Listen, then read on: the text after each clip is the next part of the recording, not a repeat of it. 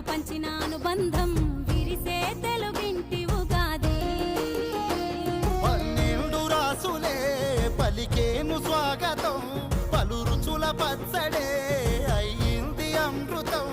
ఈ వేడుకెంతో అద్భుతం. కోయిల పాటల సంగీతం, కొమ్మారెమ్మల కోలాట